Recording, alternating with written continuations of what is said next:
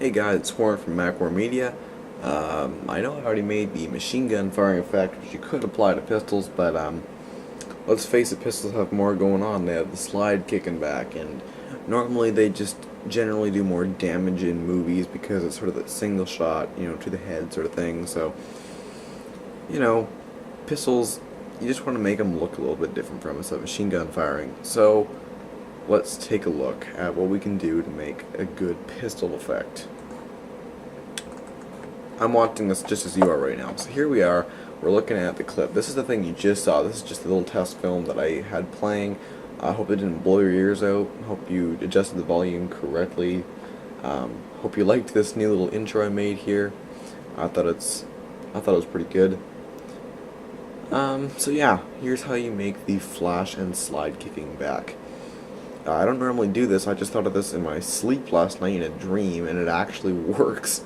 So, dreams actually did come true. Shows my movie making nerdiness that I actually dreamt about making muzzle flashes. Yeah, I was actually more just thinking about, I was editing this huge project, so it just got in my mind. Okay, so here we are. Make a dot about center of the screen. That'll come in kind of handy later. But try not to draw over it when you're making your flame. This is a really crappy flame. I'm just showing you what I basically have to do. And yeah, try not to draw over that dot because you're going to have to get rid of it later and you don't want to erase any part of your flame. So here's what it should look like at the end. There's the dot gotten rid of. I know it looks like a piece of crap, but believe me, you'll see in a second. That's just the rough color and shape of a flame. It turns into that nice sort of bloomy look that you just saw there. Crap, and that's just a big thing of green. So what we have to do is, the nice thing about Sony Vegas, you can just drag right out of the folder, right onto your timeline. It's just that simple. It's just nice and easy to do. So, first thing you gotta do is get rid of the green. People have this immediate fear of green screening. To tell you the truth, green screen has to be the easiest and most helpful tool in movie making. It really is amazing. It is creative. It's great. I wouldn't be able to live without it. So position your flame about right, and it actually is easier just to get rid of the chroma key, the green out first. So there you go. Green is gone.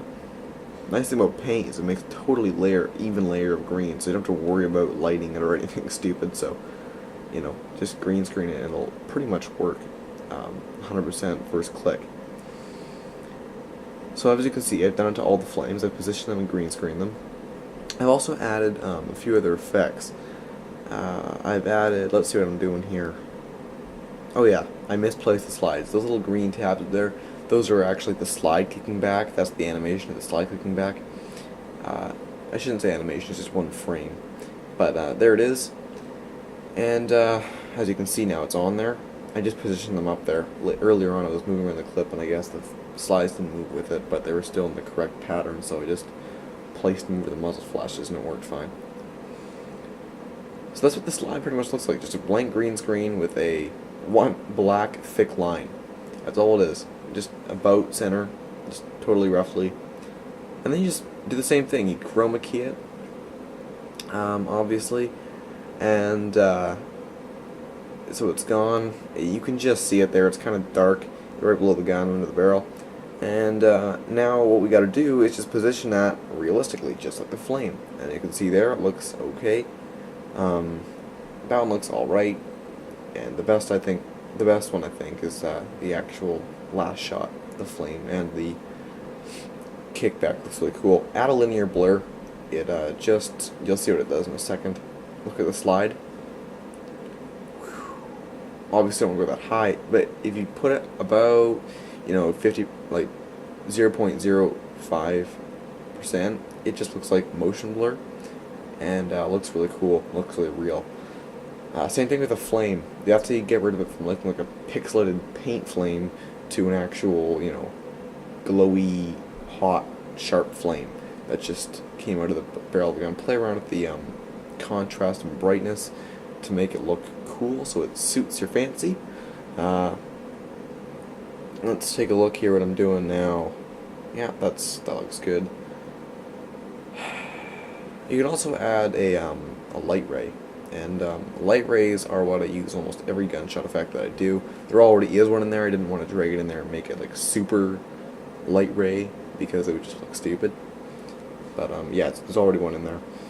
It just looks like it's blooming on the camera. Now it also helps to select one frame long below the flame and just brighten it. Kind of looks like the room's brightening up. You're more aware that a gunshot's happening. And if you want to get really in depth, see how behind me there's the shadow of the gun. You can also in paint make a few, like, or not even in paint, just drag and drop a few more of those slides, and you know you can actually position them right on the shadow too.